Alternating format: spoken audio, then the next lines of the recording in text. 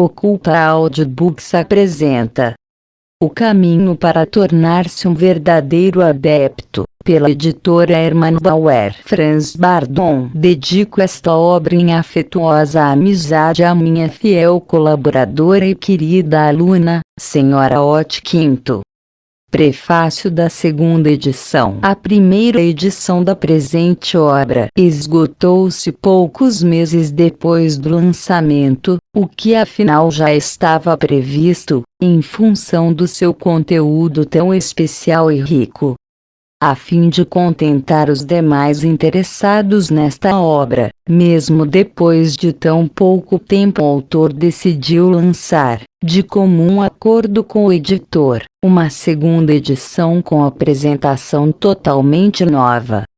O livro O Caminho do Adepto não permaneceu restrito aos muitos buscadores alemães. Ele também chegou às mãos de vários cientistas de outros estados a países da Europa, preocupados com o verdadeiro caminho da plenitude. Mesmo em outras partes do mundo, como América, Austrália e Ásia, a obra também se impôs em pouco tempo, o que se deve à ampla difusão promovida pela editora Bauer. Todos os felizes proprietários do livro com certeza sentir-se-ão muito gratos a ela por isso.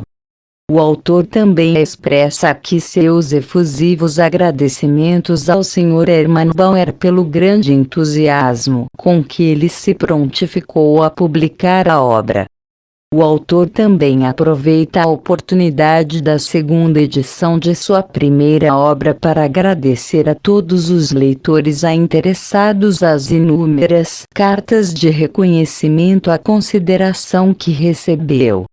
Ele considera o enorme interesse demonstrado pelas suas obras, tornadas públicas graças à ordem expressa da providência divina, como a mais bela recompensa pelo seu trabalho abnegado. Sua profissão não é de um escritor, mas sim a de médico, área na qual já é bastante conceituado. A missão a ele atribuída pela providência divina consiste principalmente em guiar todos os buscadores da verdade pelo caminho que leva à plenitude, com a ajuda de seus livros. Ele só não poderá ocupar-se dos desejos pessoais de cada um individualmente, devido à falta de tempo, o que certamente os leitores acharão compreensível. Dentre as muitas cartas recebidas pelo autor, há algumas nas quais os interessados afirmam que gostariam de pular etapas, ou de realizar só aqueles exercícios que lhes são mais agradáveis. O fato disso não ser correto do ponto de vista hermético já foi várias vezes mencionado expressamente pelo próprio autor na obra, onde ele enfatiza que assim não só se semearia o fracasso, mas também se poderiam provocar muitos danos. Os exercícios básicos publicados nessa obra promovem o desenvolvimento do corpo, da alma e do espírito. Os resultados colaterais desses exercícios práticos, as assim chamadas capacidades ocultas, podem ser úteis ao aprendiz na medida em que, se ele quiser, poderá aperfeiçoar sua existência terrena, pois todo ser humano possui desejos, ideais a objetivos diferentes. Portanto, quem trabalhar de modo prático e consciencioso em cada uma das etapas, terá condições de resolver também suas questões materiais de modo bastante favorável. O autor deseja a todos uma proteção divina verdadeira, muita paciência e perseverança, um grande amor ao trabalho tão prazeroso com a ciência hermética. Desejo também que a segunda edição de sua primeira obra chegue logo às mãos daqueles que têm uma grande fome de saber. Maio de 1957. Otvoltavova. Prefácio da primeira edição. Não há dúvida de que todo aquele que se preocupa com o verdadeiro conhecimento já buscou em vão, durante anos, ou até por toda a sua vida, um método confiável de aprendizado com o qual pudesse realizar seu maior desejo, o de encontrar o caminho da plenitude. A ânsia por esse objetivo tão elevado provavelmente estimulou a colecionar os melhores livros a obras sobre o assunto, mas que na maioria das vezes só continham palavras bonitas e cheias de promessas, a deixavam muito a desejar na prática real. Com todos esses métodos reunidos ao longo do tempo, o buscador provavelmente não conseguiu a orientação desejada, e o objetivo visado começou a afastar-se cada vez mais. Mesmo quando alguém, seguindo essa ou aquela orientação, começava a trabalhar na própria evolução, o seu esforço e a sua boa vontade não apresentavam resultados satisfatórios. Além disso, ninguém poderia responder-te à dúvida, sempre presente, se justamente aquele caminho por ele escolhido seria de fato o caminho correto para a sua individualidade. A providência divina veio ajudar todos esses buscadores pacientes a sinceros. Viu que justamente agora seria o momento de delegar a um de seus escolhidos a missão de oferecer a essa humanidade, ansiosa pela verdade divina, os conhecimentos adquiridos atestados por esse eleito numa prática de longos anos em todos os âmbitos da mais elevada sabedoria, compilados numa obra universal. Essa tarefa de concretizar os preceitos da providência divina foi encarada pelo autor como um dever sagrado. Com a consciência tranquila, ele publica na presente obra seus conhecimentos teóricos a práticos, sem ambicionar a fama e o reconhecimento. Mas ele sabe que foi uma grande bênção da providência ter tido, no Oriente, os maiores iniciados do mundo como seus mestres e professores. O estilo simples desta obra, escolhido propositalmente, possibilita a todas as pessoas buscadoras da verdade de qualquer idade a profissão, a começar de imediato o trabalho prazeroso de buscar a própria plenitude e alcançar o seu objetivo, ou seja, a unidade com Deus. Assim como a providência quis que esta obra fosse escrita e publicada, também deixamos a seu encargo que ela se tornasse disponível a todas as pessoas que têm o desejo fume de trabalhar na própria elevação espiritual, usando métodos confiáveis. Sem qualquer exagero, podemos dizer, com razão, que há muito tempo esta é a primeira vez que uma obra tão completa é publicada. Otvoltavova. Índice Franz Bardon. O grande segredo do Tetragramaton. 14 Sobre os elementos. 14 O princípio do fogo. 16 O princípio da água. 16 O princípio do ar. 17 O princípio da terra. 17 A luz. 18 A caixa, ou o princípio etérico. 18 Karma, a lei de causa e efeito. 18 Corpo humano. 19 Dieta. 21 Polaridade. 22 O plano material denso, ou o mundo material denso. 24 Alma ou corpo astral. 25 O plano astral. 28 O espírito. 30 O plano mental. 30 Verdade. 32 Religião. 33 Deus. 34 Ascese.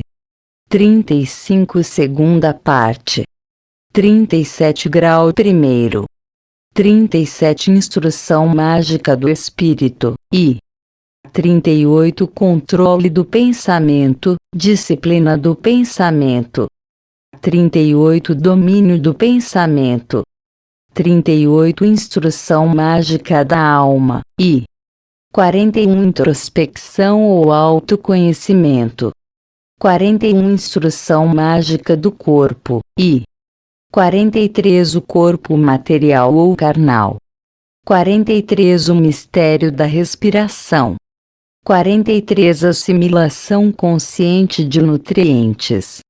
45 A magia da água. 45 Resumo de todos os exercícios do grau primeiro.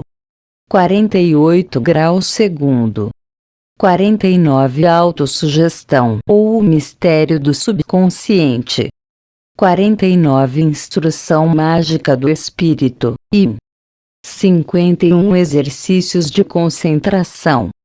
51 A. Visuais. 51 B. Auditivos. 52 C. Sensoriais. 52 D. Olfativos. 53 Gustativos. 53 Instrução mágica do alma, e 54 Equilíbrio mágico astral ou dos elementos. 54 Transformação do caráter ou enobrecimento da alma. 54 Instrução mágica do corpo, e 56 Respiração consciente pelos poros. 56 O domínio do corpo na vida prática. 57 Resumo de todos os exercícios do grau segundo. 59 Grau terceiro. Instrução mágica do espírito, e 61 Concentração do pensamento em 2 ou 3 ideias simultaneamente. 61 Concentração do pensamento em objetos, paisagens e lugares. 61 Concentração do pensamento em animais e pessoas.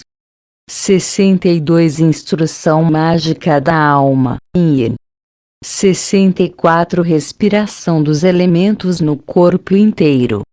64 A. Fogo. 64 B. Ar. 65 C. Água. 66 D. Terra. 66 Instrução mágico do corpo, e 68 Represamento da energia vital. 68 A. Através da respiração pulmonar e pelos poros do corpo inteiro. 68 B. Nas diversas partes do corpo. 69 Apêndice ao grau terceiro. Impregnação de ambientes. 70 Biomagnetismo. 71 Resumo de todos os exercícios do grau I. Grau terceiro. 77 Grau quarto. 78 Instrução mágica do espírito, IV. 78 Transposição da consciência para o exterior. 78 A. Em objetos. 78 B. Em animais. 79 C. Em pessoas. 79 Instrução mágica do alma, IV. 81 Represamento dos elementos nas diversas partes do corpo. 81 Instrução mágica do corpo, IV. 84 Rituais às possibilidades de sua aplicação prática. 84 Resumo de todos os exercícios do grau quarto. 88 Grau quinto. Instrução mágica do espírito, V. 90 Magia em ambientes. 90 Instrução mágica do alma, V. 93 Projeção dos elementos para o exterior. 93 A. Através do próprio corpo e represados pelo plexo solar. 93 B. Represados pelas mãos. 94 Projeção externa sem passar pelo corpo. 95 Instrução mágica do corpo, v. 99 Preparação para o manuseio passivo do invisível. 99 Libertação da própria mão. 99 Manuseio passivo. Senha, com o próprio espírito protetor. 100b, como os mortos e outros seres. 103 Resumo de todos os exercícios do grau V. 105 Grau sexto. 106 Instrução mágica do espírito, V. 106 Meditação sobre o próprio espírito. 106 Conscientização dos sentidos no espírito.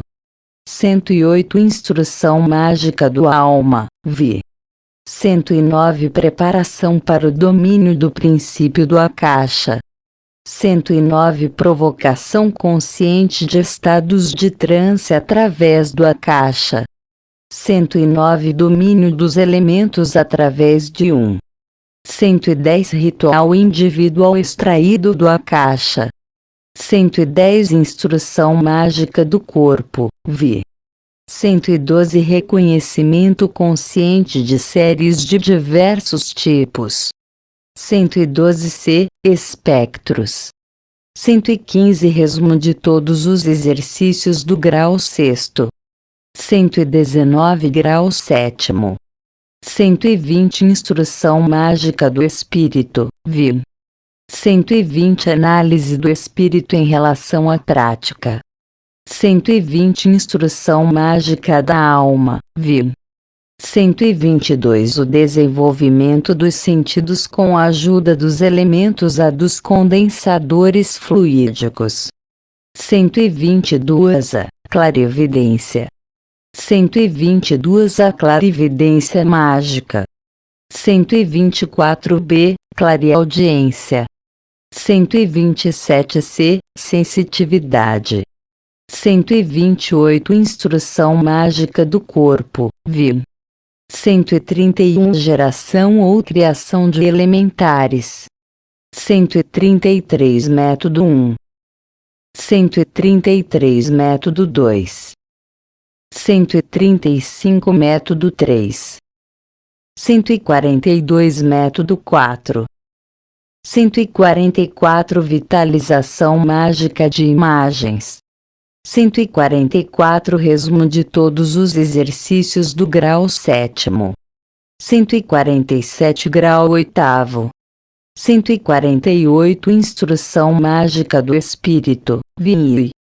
148 Preparação para a viagem mental. 148 A prática da viagem mental. 149 Em ambientes fechados. 149b Em trajetos curtos. 150c Visitas a conhecidos, parentes, etc. 151 Instrução mágica do alma, VI. 153 O grande agora. 153 Sem apego ao passado. 154 Perturbações de concentração como compasso do equilíbrio mágico. 154 Ou domínio dos fluidos elétrico-magnético. 155 Domínio do fluido elétrico, método indutivo.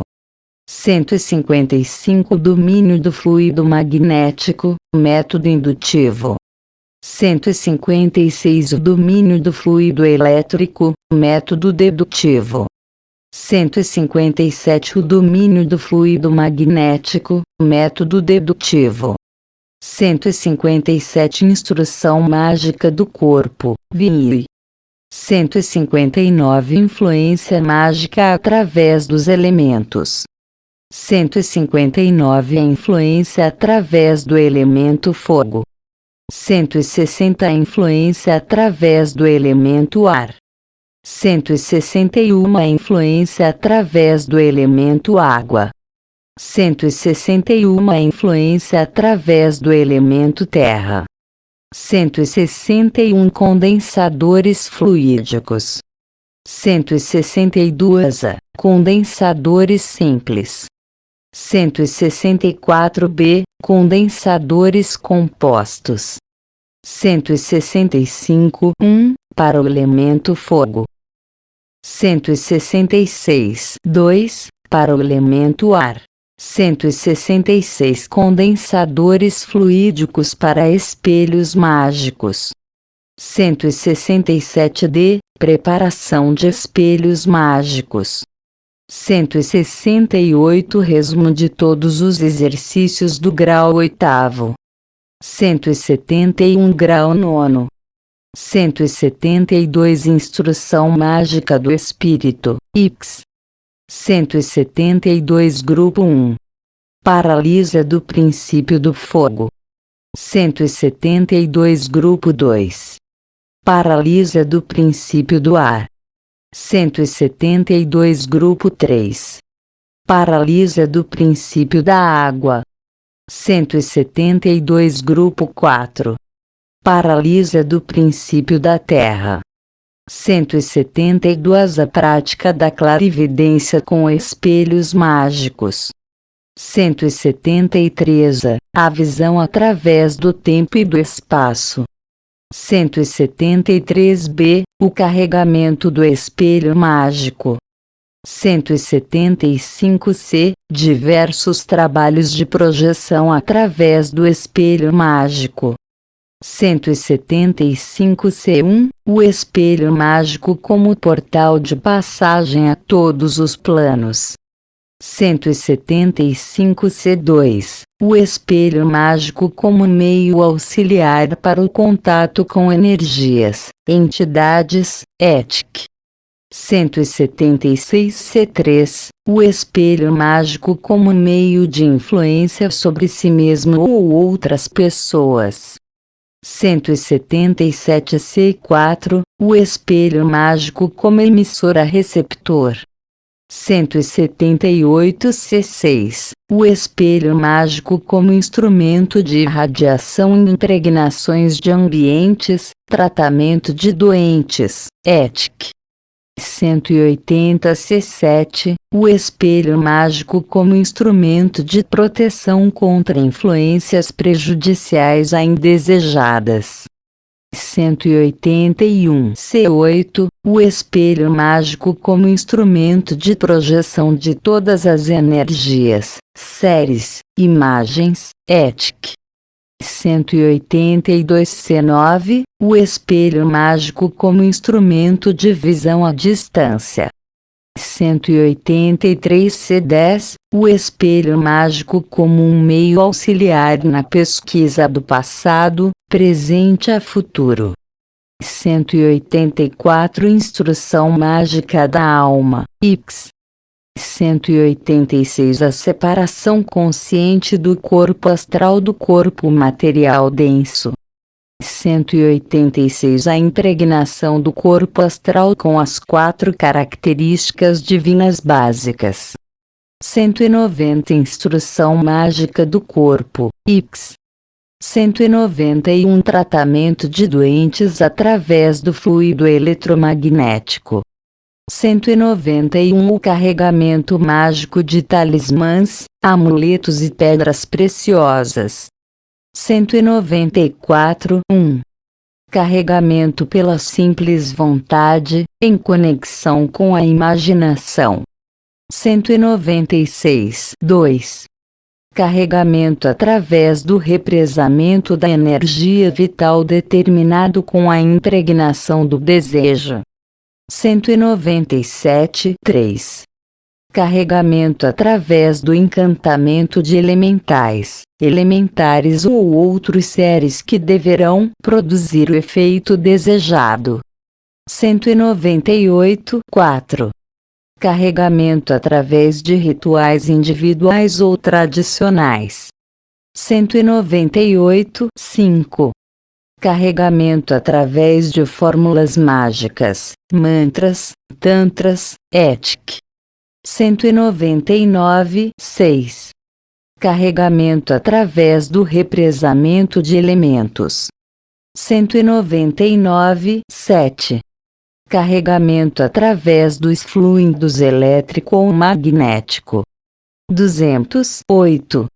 Carregamento por meio do represamento de energia luminosa. 209. Carregamento por meio de uma esfera eletromagnética, volt. 210. Carregamento através de uma operação mágico-sexual. 201. Realização de desejos através de esferas eletromagnéticas no caixa, a assim chamada voltização. 202. Resumo de todos os exercícios do grau 9. 204. Grau 10º. 205. Instrução mágica do espírito, X. 205. A elevação do espírito aos planos mais elevados. 205. Instrução mágica da alma, X. 211. A ligação consciente com seu Deus pessoal. 211. O relacionamento com as divindades. 215. Instrução mágica do corpo, X. 215. Métodos para a obtenção de capacidades mágicas. 215. Brahma e Shakti. 215. Sugestão. 216. Telepatia. 217. Hipnose. 217. A hipnose em massa dos faquires. 218. Leitura do pensamento. 219. Psicometria. 219. Influência na memória. 220. A intervenção no caixa. 221. Impregnação de ambientes à distância. 222. Mensagens pelo ar. 222. A exteriorização. 223. A invisibilidade mágica. 224. Práticas com elementos. 226. Fenômenos de levitação. 227. Fenômenos da natureza. 229. O poder sobre a vida e a morte. 229. Resumo de todos os exercícios do grau X. 231. Conclusão. 232. Autor. 234. Introdução. Quem porventura pensa em encontrar nesta obra só uma coleção de receitas com as quais poderá alcançar fama, riqueza e poder sem nenhum esforço, ou então tenciona derrotar seus inimigos, com certeza vai se decepcionar a desistir de ler este livro. Muitas seitas e escolas espirituais veem no termo magia nada além de simples feitiçaria, pactos com os poderes obscuros. Por isso não é de se admirar quando a simples menção da palavra já provoca uma espécie de horror em certas pessoas. Os prestidigitadores, mágicos de palco, charlatães, ou como são chamados, fazem um mau uso do conceito de magia, o que até hoje contribuiu muito para que esse conhecimento mágico fosse sempre tratado com um certo desdém. Já nos tempos antigos os magos eram considerados grandes iniciados. Até a palavra magia provém deles. Os assim chamados mágicos não são iniciados, mas só forjadores de mistérios que geralmente se aproveitam da ignorância da credulidade de um indivíduo, ou de todo um povo, para alcançar seus objetivos egoístas através da farsa da mentira. Mas o verdadeiro mago despreza esse procedimento. Na realidade a magia é uma ciência divina. Na verdadeira acepção da palavra, ela é o conhecimento de todos os conhecimentos, pois nos ensina como conhecer a utilizar as leis universais. Não há diferença entre magia e misticismo, ou qualquer outro conceito com esse nome, quando se trata da verdadeira iniciação. Sem se considerar o nome que essa ou aquela visão de mundo lhe dá, ela deve ser realizada seguindo as mesmas bases, as mesmas leis universais. Levando em conta as leis universais da polaridade entre o bem e o mal, ativo a passivo, luz a sombra, toda ciência pode ser aplicada para objetivos maléficos ou benéficos. Como uma faca que normalmente só deve ser utilizada para cortar o pão, nas mãos de um assassino pode transformar-se numa arma perigosa. As determinantes são sempre as particularidades do caráter de cada indivíduo. Essa afirmação vale também para todos os âmbitos do conhecimento secreto. Neste livro, escolhi para meus alunos, como símbolo de iniciação a do conhecimento mais elevados, a denominação magia. Muitos leitores sabem que o tarô não é só um jogo de cartas destinado à adivinhação, mas sim um livro simbólico iniciático que contém grandes segredos. A primeira carta desse livro representa o mago, que configura o domínio dos elementos. Apresenta a chave para o primeiro arcano, o mistério cujo nome é impronunciável, o tetragramaton, o jogieval e cabalístico. É por isso que a porta da iniciação é o mago, e o próprio leitor desta obra poderá reconhecer a grande gama de aplicações dessa carta e o quanto ela é significativa. Em nenhuma obra publicada até agora o verdadeiro significado da primeira carta do tarô foi tão claramente descrito como neste meu livro. Este sistema, montado com o maior cuidado e a mais extrema ponderação, não é um método especulativo, mas o resultado positivo de 30 anos de pesquisa, de exercícios práticos e de repetidas comparações com muitos outros sistemas das mais diversas lojas maçônicas, sociedades secretas de sabedoria oriental, acessíveis somente aos excepcionalmente dotados a alguns raros eleitos. Portanto, é bom lembrar, partindo da minha própria prática indo de encontro à prática de muitos, que com certeza ele já foi aprovado, sobretudo pelos meus alunos, considerado o melhor a mais útil dos sistemas. Mesmo assim ainda não foi dito. Também não quero afirmar que este livro descreve todos os problemas da magia ou do misticismo. Se quiséssemos escrever tudo sobre esse conhecimento tão elevado, então teríamos que preencher compêndios inteiros. Mas com toda a certeza pode-se dizer que esta obra é realmente a porta de entrada para a verdadeira iniciação, a primeira chave para a utilização das leis universais. Também não nego que em obras de diversos autores podemos encontrar aqui e ali alguns trechos explicativos, mas dificilmente o leitor encontrará uma descrição tão precisa da primeira carta do tarô num único livro. Não poupei esforços no sentido de ser o mais claro possível em cada etapa do curso, tomando as grandes verdades acessíveis a qualquer um, apesar de ter encontrado dificuldades para colocá-las em palavras simples, a fim de que fossem compreendidas por todos. Se esse meu esforço deu resultados, é uma constatação que deixo a critério dos leitores. Em alguns casos precisei deliberadamente repetir certas afirmações para enfatizar alguns trechos especialmente importantes a poupar o leitor de um eventual trabalho de folhear constantemente o livro.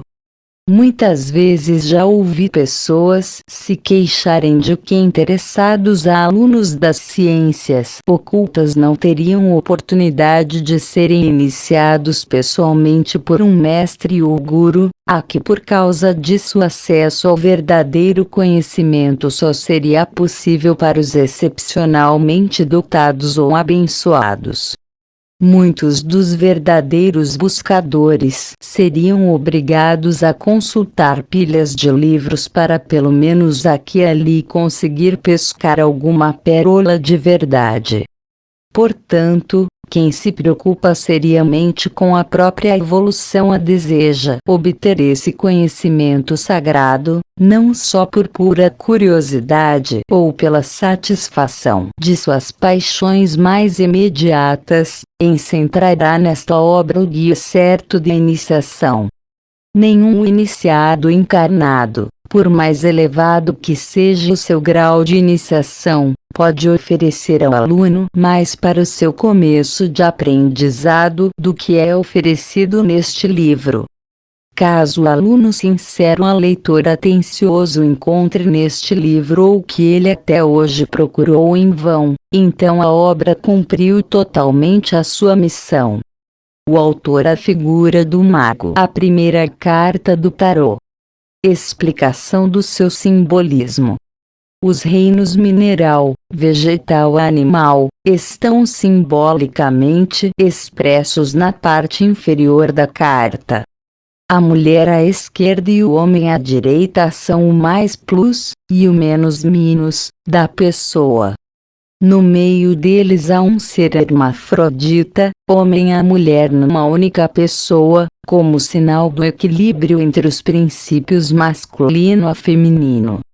Os fluidos elétrico e magnético estão representados pelas cores vermelho e azul, o fluido elétrico pelo vermelho e o magnético pelo azul. Na mulher a região da cabeça é elétrica, de cor vermelha, e a região genital é magnética, de cor azul. No homem ocorre o inverso. Sobre o hermafrodita há o globo, como marca da esfera terrestre sobre a qual se configura o mago com os 4 elementos. Sobre o homem estão os elementos ativos, o elemento fogo na cor vermelha e o ar na cor azul. Sobre a mulher estão os elementos passivos, o elemento água na cor verde e o elemento terra na cor amarela. O meio, subindo PI a figura do mago até a esfera terrestre, é violeta escuro como sinal do princípio do Akasha. Sobre a cabeça do mago está desenhada uma flor de lótus prateada, com uma moldura de ouro a uma faixa invisível como coroa. É o sinal da divindade. No seu interior uma pedra vermelha, um rubi, que é a pedra dos sábios, é também o símbolo da quintessência de toda a ciência hermética. No fundo à direita está o sol, amarelo dourado, e à esquerda a lua, branco prateada, como o plus e o minus no macro e no microcosmo, ou os fluidos elétrico e magnético. Sobre a flor de lótus a criação é simbolizada por uma esfera, que no seu interior retrata o símbolo da força geratriz plus e minus, o ato criador e gerador do universo. O infindável, eterno, ilimitado ao não criado é expresso simbolicamente pela palavra uma pela cor violeta escuro passando ao preto. O grande segredo do tetragramaton ou o Jogjeval cabalístico. O que está em cima é também o que está embaixo. Hermes Trismegisto por Franz Bardon sobre os elementos. Tudo o que foi criado, o macrocosmo e o microcosmo, portanto o grande e o pequeno mundos, formaram-se através dos elementos. Por causa disso pretendo, já no começo da iniciação, ocupar-me justamente dessas forças a mostrar especialmente sua profundidade a seu múltiplo significado. Até hoje se falou muito pouco, na literatura oculta, sobre as forças dos elementos, por isso resolvi assumir a tarefa de tratar desse assunto ainda inexplicado e erguer os véus que encobrem as suas leis. Não é nada fácil esclarecer os não iniciados de modo a levar ao seu conhecimento não só a existência e a ação desses elementos, mas também dar a esses leitores a possibilidade de trabalhar posteriormente com essas forças na prática. O universo todo iguala-se ao mecanismo de um relógio, com engrenagens mutuamente dependentes. Até mesmo o conceito da divindade como entidade de alcance mais elevado, pode ser classificado de modo análogo aos elementos, em certos aspectos. Há mais detalhes sobre isso no capítulo que trata do conceito de Deus. Nos escritos orientais mais antigos os elementos são definidos pelos Tattvas.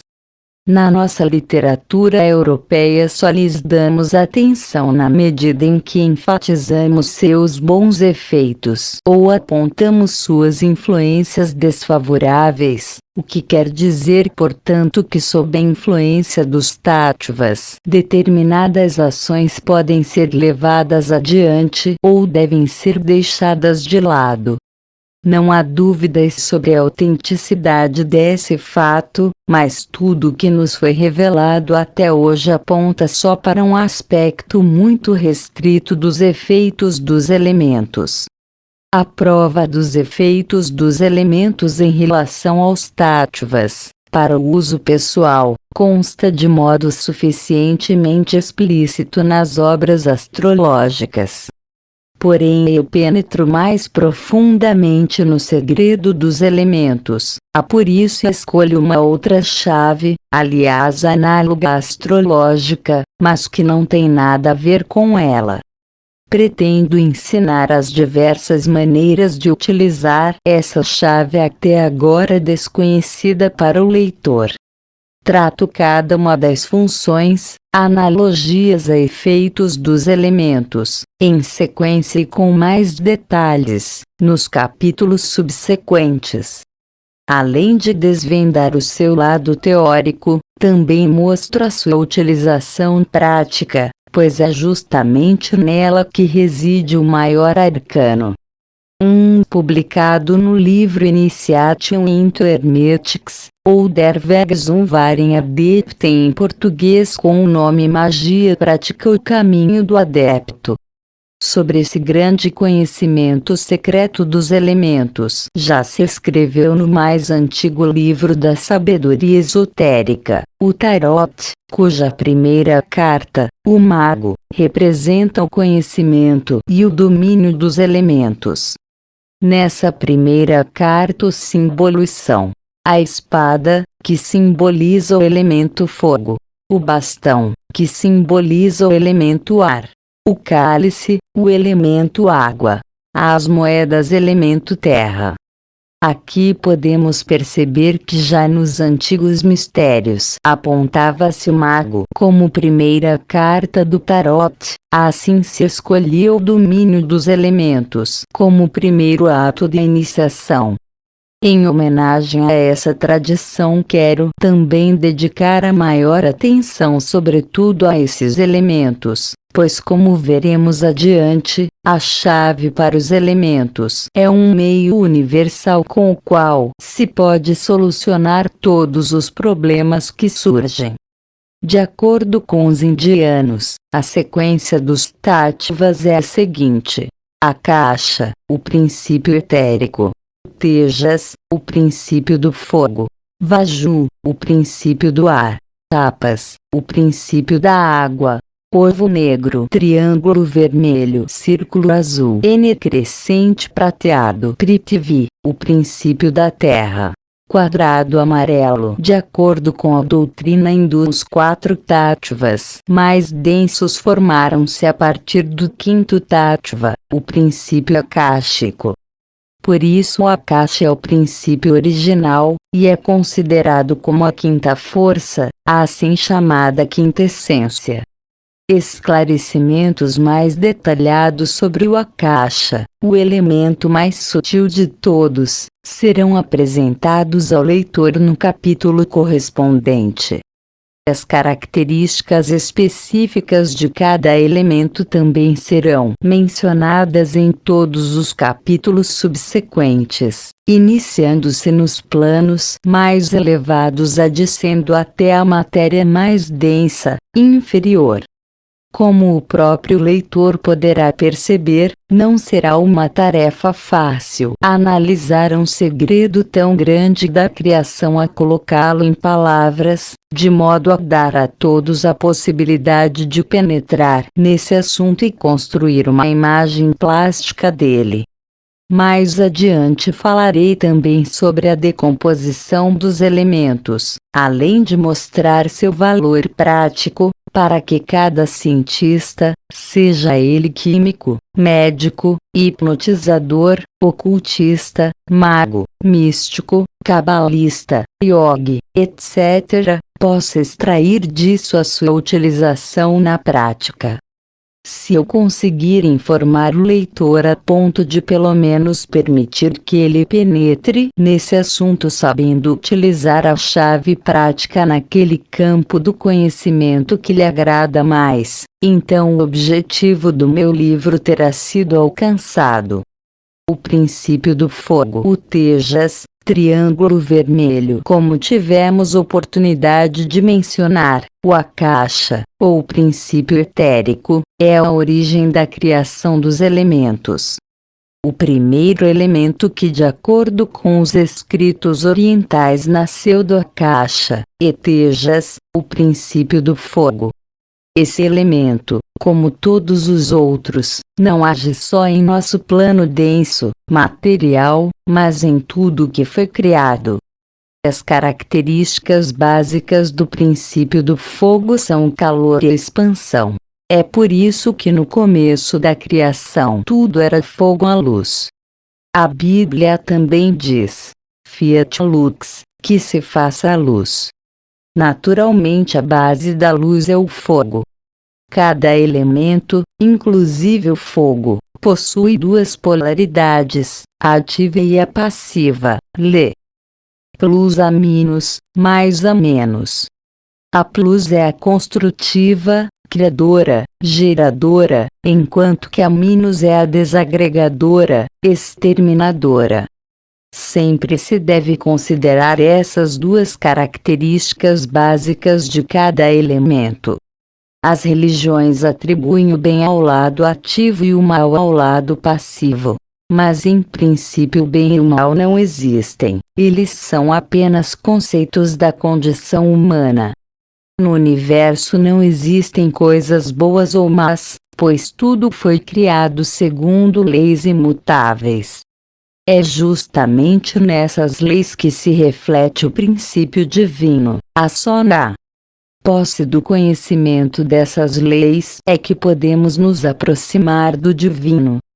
A explosão é inerente ao princípio do fogo, será definida como fluido elétrico para fins de formação de uma imagem. Sob esse conceito nominal, compreende-se não só a eletricidade material, densa, apesar de ter com esta uma condição análoga, como veremos a seguir. Naturalmente torna-se claro para qualquer pessoa que a característica da expansão é idêntica à da extensão. Esse princípio do elemento fogo é ativo e latente em tudo que foi criado, portanto em todo o universo, desde o menor grão de areia até as coisas visíveis a invisíveis mais elevadas. O princípio da água Eneapas, crescente prateado no capítulo anterior, tomamos conhecimento da criação das características do elemento positivo fogo. Neste capítulo descrevo o princípio contrário, o da água. Assim como o fogo, ele também se formou a partir do Akasha, o princípio etérico. Em comparação com o fogo, porém, ele possui características totalmente opostas. Suas características básicas são o frio e a retração. Aqui também se tratam de dois polos. O polo ativo, que é construtivo, doador de vida, nutriente preservador. E o negativo, igual ao do fogo, desagregador, fermentador, decompositor, dissipador. Como o elemento água possui em si a característica básica da retração, ele deu origem ao fluido magnético. Tanto o fogo quanto a água agem em todas as regiões. Segundo a lei da criação, o princípio do fogo não poderia existir se não contivesse um polo oposto, ou seja, o princípio da água. Esses dois elementos, fogo e água, são aqueles elementos básicos com os quais tudo foi criado. Por causa disso é que em todos os lugares sempre temos que contar com dois elementos principais como polaridades opostas, além do fluido magnético e elétrico. O princípio do ar. Vaju, círculo azul. Outro elemento que se formou a partir do Akash é o ar. Os iniciados encaram esse princípio não como um elemento real, mas colocam-no numa posição intermediária entre o princípio do fogo e o da água. O princípio do ar, como meio, por assim dizer, produz um equilíbrio neutro entre os efeitos passivo-ativo do fogo e da água.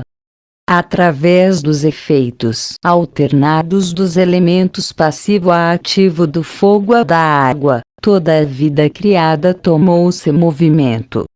Em seu papel intermediário, o princípio aéreo assumiu do fogo a característica do calor, a da água da umidade. Sem essas duas características a vida não seria possível. Além disso, elas também conferem ao princípio aéreo duas polaridades. No efeito positivo a da doação da vida, a no negativo, a exterminadora. Quanto aos elementos citados, devemos acrescentar que não se tratam de fogo, água e ar comuns, na verdade só aspectos do plano material denso, mas sim de características universais dos elementos. O princípio da Terra. Prithvi, quadrado amarelo. Já dissemos que o princípio do ar não representa propriamente um elemento em si. Essa afirmação vale também para o princípio da Terra. Isso significa que, do efeito alternado dos três elementos mencionados em primeiro lugar, o elemento terra formou-se por último, pois através de sua característica específica, a solidificação, ela integra em si todos os outros três. Foi justamente essa característica que conferiu uma forma concreta aos três elementos. Ao mesmo tempo, porém, foi introduzido um limite ao seu efeito, o que resultou na criação do espaço, da dimensão, do peso e do tempo. Em conjunto com a Terra, o efeito recíproco dos outros três elementos tornou-se quadripolar. O fluido na polaridade do elemento Terra é eletromagnético. Como todos os elementos são ativos no quarto elemento, o da Terra, toda a vida criada pode ser explicada. Foi através da materialização da vida nesse elemento que surgiu o Fiat, o faça-se. Outras explicações mais detalhadas dos efeitos específicos dos elementos nas diversas esferas há reinos, como no reino da natureza, no reino animal, no reino humano, etc., poderão ser encontradas no conteúdo subsequente do livro. O importante é que o leitor consiga ter uma ideia geral do funcionamento e dos efeitos dos princípios dos elementos em todo o universo. A luz. O princípio do fogo é a base da luz. Sem ele a luz jamais poderia existir. Por isso ela é um dos aspectos do fogo. Todos os elementos do fogo podem ser convertidos em luz e vice-versa. É por isso que a luz contém todas as características específicas. É luminosa, penetrante, expansiva. O oposto da luz é a escuridão, que surgiu do princípio da água, possui as características específicas opostas às da luz. Sem a escuridão a luz não só seria irreconhecível, como não poderia existir. Assim podemos perceber que a luz e a escuridão surgiram a partir da alternância de dois elementos, ou seja, do fogo e da água. Em seu efeito, a luz possui a característica positiva e a escuridão a negativa. Essa alternância ocorre em todas as regiões. O Akasha, ou o princípio etérico ovo negro. Na descrição dos elementos, eu mencionei que estes surgiram a partir do princípio etérico. Por causa disso ele é o mais elevado de todos, o mais poderoso e inimaginável. Ele é a origem, o fundamento de todas as coisas e de toda a criação. Em resumo, ele é a esfera primordial. É por isso que o Akasha é isento de espaço e de tempo. Ele é o não criado, o incompreensível, o indefinível. As religiões chamam-no de Deus. Ele é a quinta força, a força primordial. Ele é aquilo que contém tudo que foi criado e que mantém tudo em equilíbrio. É a origem e a pureza de todos os pensamentos e ideias, é o mundo das coisas primordiais no qual se mantém tudo que foi criado, desde as esferas mais elevadas até as mais baixas. É a quintessência dos alquimistas. É tudo em todas as coisas. Karma, a lei de causa e efeito, uma lei imutável que possui seu aspecto característico justamente no princípio do Akasha, é a lei de causa e efeito. Toda causa provoca um efeito correspondente. Essa lei vale, em todos os lugares, como a lei suprema. Assim toda ação tem como consequência um determinado efeito ou produto. Por isso o karma deve ser considerado não só uma lei para nossas boas ações, como prega a filosofia oriental, mas, como podemos perceber nesse caso, seu significado chega a ser bem mais profundo. Instintivamente, as pessoas sentem que todo bem só produz bons frutos, a todo mal tem como consequência a produção de coisas más. Ou como diz a boca do povo, o que o homem semeia, ele colhe. Essa lei irrevogável deve ser conhecida e respeitada por todos. A lei da causa e efeito também é inerente aos princípios dos elementos. Não quero aprofundar-me nos detalhes dessa lei, que aliás podem ser expressos em poucas palavras, porque eles são claros e lógicos para a mente de qualquer pessoa. A lei da evolução ou do desenvolvimento também se subordina à lei da causa e efeito. É por isso que o desenvolvimento é um aspecto da lei do karma. O corpo humano, o homem é a imagem verdadeira de Deus, portanto ele foi criado segundo o retrato do universo. Tudo o que se encontra no universo numa escala maior, reflete-se no homem numa escala menor. É por isso que o homem é definido como um microcosmo, em contraposição ao universo como macrocosmo. Ao pé da letra, podemos dizer que no homem está refletida toda a natureza, e o objetivo desse capítulo é ensinar a observar, conhecer a dominar essa verdade. Não pretendo aqui descrever os processos físicos do corpo, pois essa descrição pode ser encontrada em qualquer obra especializada. O que eu quero é ensinar aos leitores como observar o homem do ponto de vista hermético, a como utilizar nele a chave básica, e os efeitos dos elementos. Há um famoso ditado que diz: num corpo sadio, uma mente sadia. No estudo do homem veremos como é profunda a verdadeira afirmação dessa pequena frase. Mas com certeza vocês perguntarão: o que é afinal a saúde do ponto de vista hermético?